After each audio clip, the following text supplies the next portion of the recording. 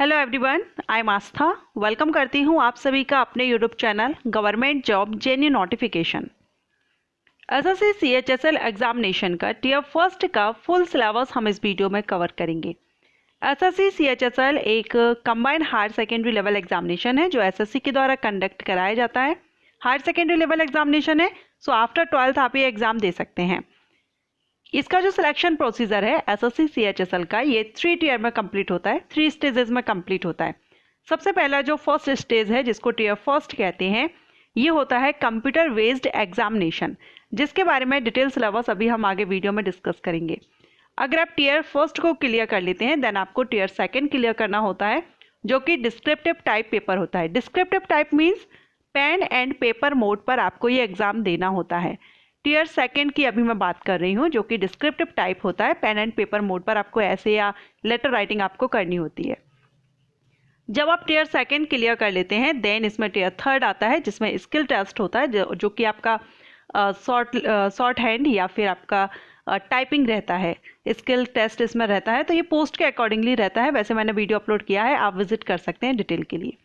अभी हम tier first का डिटेल सिलेबस देखेंगे कंप्यूटर बेस्ड एग्जामिनेशन का, जिसमें 4 टॉपिक से क्वेश्चंस आते हैं, 4 सब्जेक्ट्स हैं। अभी आप स्क्रीन पर देख रहे हैं, English, general intelligence, quantitative aptitude and general awareness. इन चारों ही टॉपिक को, चारों ही सब्जेक्ट्स को हम कवर करेंगे। वैसे तो इसमें और भी टॉपिक्स आपको रीड कर सकते हैं, लेकिन मैं इस वीडियो में आपको जो भी टॉपिक्स इन चारों से रिलेटेड बताऊंगी वो मोस्ट इंपॉर्टेंट रहेंगे, उनसे आपके एग्जाम में क्वेश्चंस आएंगे।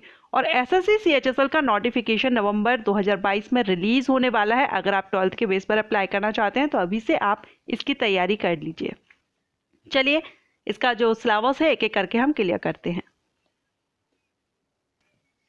सबसे पहले हम इंग्लिश सब्जेक्ट को कवर करेंगे, इंग्लिश लैंग्वेज। एसएससी सीएचएसएल का कंप्यूटर बेस्ड जो एग्जामिनेशन है टीयर फर्स्ट, इसमें इंग्लिश से जो टॉपिक आपको कवर करने होंगे उसमें फर्स्ट है spot the error.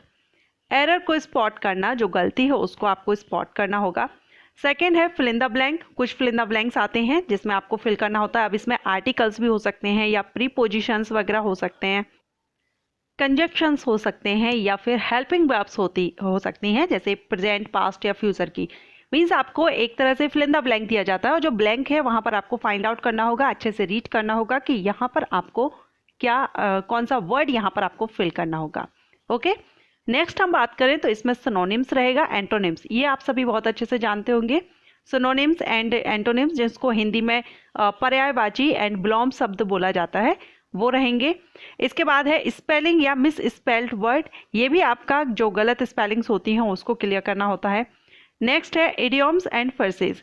Idioms means मुहावरे, जैसे हिंदी में रहते हैं उसी तरह से इंग्लिश में भी इडियम्स रहते हैं, सो वो आपको कवर करना है। ये जरूर आते ही आते हैं, 1 या 2 आपके एग्जाम में आएंगे। इसके बाद है one word substitution. One word substitution अगर आप नहीं जानते हैं तो जैसे आपने हिंदी में पढ़ा होगा अनेक शब्दों के एक शब्द, ये तो आप सभी ने बहुत अच्छे से पढ़ा होगा। अनेक शब्दों का एक शब्द, एक सेंटेंस दिया रहता है हिंदी में, उसमें आपको एक जो शब्द होता है, एक वर्ड होता है, उसमें आपको बताना होता है कि इसको हम क्या कहते हैं, एक शब्द में एक्सप्लेन करना होता है। उसी तरह से इंग्लिश में होता है वन वर्ड सब्स्टिट्यूशन। इसमें आपको एक छोटा सा सेंटेंस दिया होगा एंड उस सेंटेंस को रीड करना है। उसके बाद आपको बताना है कि एक वर्ड में हम इसका क्या आंसर दे सकते हैं या हम क्या कह सकते हैं इसको। सो उसको कहते हैं वन वर्ड सब्स्टिट्यूशन, यानी अनेक शब्दों के एक शब्द। नेक्स्ट है इम्प्रूवमेंट ऑफ सेंटेंस। ये प्रेजेंट, पास्ट, फ्यूचर या जो भी आपके हेल्पिंग वर्ब्स रहते हैं, आर्टिकल सही लगे हैं या नहीं, इस तरह से आपका इम्प्रूवमेंट ऑफ सेंटेंस। इसके बाद है active voice and passive voice. Active voice, passive voice से भी क्वेश्चंस जरूर आएंगे। नेक्स्ट है सफलिंग of sentence part. सफलिंग of sentence part means एक सेंटेंस दिया होगा जिसके पार्ट्स आपको इधर उधर करके करेक्ट नहीं रहता है, इधर उधर करके आपको एक सेंटेंस बना के दे दिया जाता है, जिसको आपको अच्छे से समझना है, पढ़ना है एंड उसको सफल करना है, सही से आपको उसको अरेंज करना है। ये होता है सफलिंग ऑफ सेंटेंस पार्ट्स। इसी तरह से सफलिंग ऑफ सेंटेंस इन पैसेज। अब इसमें पैसेज आ जाता है और वहाँ पर आपको सेंटेंस को सफलिंग करना होता है। नेक्स्ट है कंप्रेंशन ऑफ पैसेज। सो ये आपका इंग्लिश के मोस्ट इंपॉर्टेंट टॉपिक्स हैं, ये आप अच्छे से कवर कर लीजिए। इनसे क्वेश्चंस आपके एग्जामिनेशन में जो इंग्लिश पार्ट रहेगा उसमें डेफिनेटली आएंगे। इसके बाद जो सेकंड सब्जेक्ट रहेगा वो हम कवर करेंगे इसमें जनरल इंटेलिजेंस। जनरल इंटेलिजेंस में आपके रीजनिंग क्वेश्चंस आते हैं, जिसमें वर्बल एंड नॉन वर्बल दोनों तरह के क्वेश्चंस आते हैं। इसके लिए आप रीजनिंग बुक ले सकते हैं कोई भी, और उससे अपनी तैयारी कर सकते हैं, जिसमें सिंबॉलिक ऑपरेशंस यानी सिंबल के थ्रू आपको यहाँ पर फाइंड आउट करना होता है। Semantic analogy, number and trends, figural symbolic, number classification, Venn diagram जो डायग्राम के थ्रू होते हैं, पैटर्न जिसमें फोल्डिंग एंड अनफोल्डिंग जो पैटर्न होते हैं उनको फाइंड आउट करना होता है। मीन्स ये एक तरह से रीजनिंग है। रीजनिंग आपने अगर पढ़ी हुई होगी तो आपने देखा होगा उनमें ये सारे पॉइंट्स रहते हैं, सारे टॉपिक्स रहते हैं, सो उनसे आपके क्वेश्चंस आएंगे। क्रिटिकल थिंकिंग, ब्लड रिलेशंस पर भी टॉपिक्स रहते हैं रीजनिंग में, जैसे रिलेशनशिप बताना, problem solving and emotional intelligence, word building. Word building आपने देखा होगा, वर्ड बिल्डिंग मीन्स आपको एक वर्ड दिया जाता है और आपको जो वर्ड दिया रहेगा उसके 4 ऑप्शंस आपको दिए जाएंगे। अब उस वर्ड में से कुछ लेटर्स को मिला करके कोई एक वर्ड कंप्लीट होता है जो आपके उन 4 ऑप्शंस में से एक रहेगा।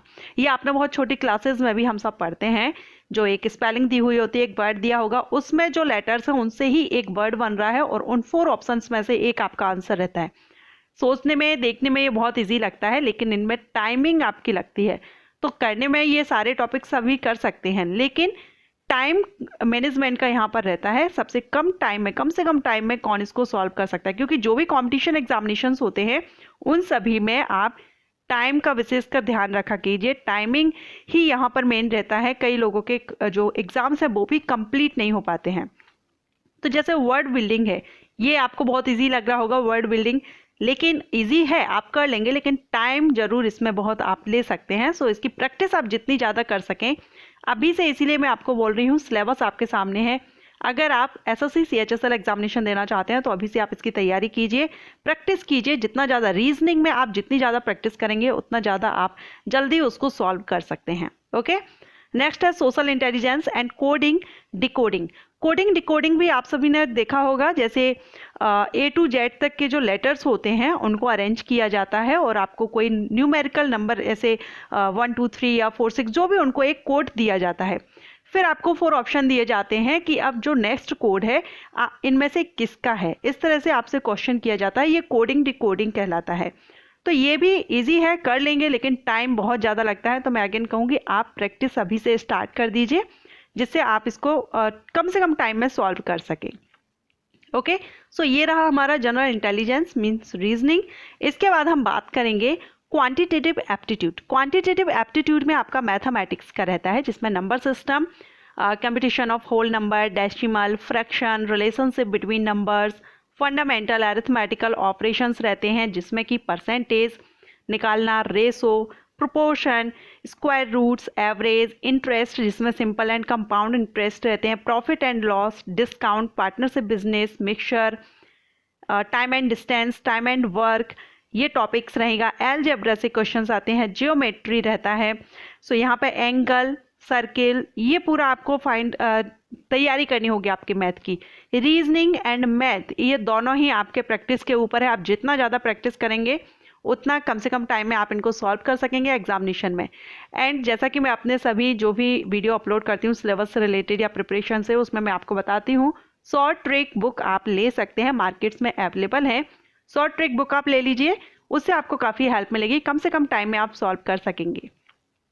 ओके, सो इसके अलावा इसमें मेंशुरेशन रहता है, जिसमें triangle, quadrilateral, regular polygon, circle, right prism, right circular cone, cylinder, sphere, hemisphere, rectangular, ये पूरा आपको मैथमेटिक्स का रहता है। सो आपको मैथमेटिक्स, आपकी 12th स्टैंडर्ड तक का एग्जामिनेशन है तो 12th तक की आपको मैथमेटिक्स कंप्लीट करनी होगी, लेकिन इसमें आप ज़्यादा से ज़्यादा प्रैक्टिस कीजिए और शॉर्ट ट्रिक बुक ले लीजिए, आपको हेल्प मिलेगी इसमें। इसके बाद रह जाता है जनरल अवेयरनेस।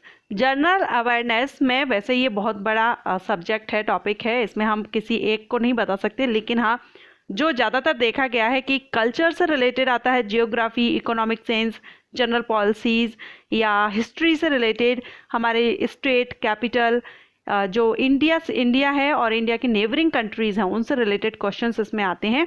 तो आप जनरल अवेयरनेस में कुछ टॉपिक्स रहेंगे जो आप कवर कर सकते हैं, जैसे कि फेमस बुक्स हुई या ऑथर हुए, राइटर नेम हुए, स्पोर्ट्स से रिलेटेड, गेम्स से रिलेटेड आते हैं, कल्चर, ये जो पर्टिकुलर किसी स्टेट का कोई सॉन्ग है, फोक गीत, इस तरह के क्वेश्चंस आते हैं। तो आप ये 12th लेवल की कोई भी जनरल अवेयरनेस की बुक लीजिए, उससे आप इसकी प्रिपरेशन कीजिए। ओके, सो सारे जो सिलेबस है वो आपको मैंने क्लियर कर दिया है। अगर आपको वीडियो पसंद आओ तो वीडियो को लाइक कीजिएगा, और अगर आप ये एग्जामिनेशन क्लियर करना चाहते हैं तो अभी से ये सारे टॉपिक्स को कवर कीजिए। शॉर्ट ट्रिक बुक ले सकते हैं, जनरल अवेयरनेस की 12th स्टैंडर्ड की 12th लेवल के जो एग्जामिनेशन की बुक रहती है वो आप ले सकते हैं। प्रिपरेशन आप अपनी तैयारी कर सकते हैं। सो वीडियो पसंद आया तो लाइक कीजिएगा, और शेयर करना चाहें अपने फ्रेंड्स के साथ या रिलेटिव्स के साथ तो आप शेयर भी कर सकते हैं। Thank you.